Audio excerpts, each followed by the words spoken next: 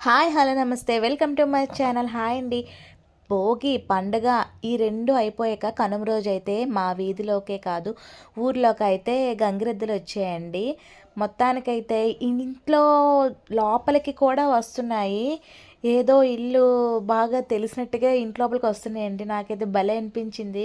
మనం నిజంగా ఇంట్లోకి వచ్చిన తర్వాత పసుపు కుంకాలతో పూజ చేసుకోవచ్చండి.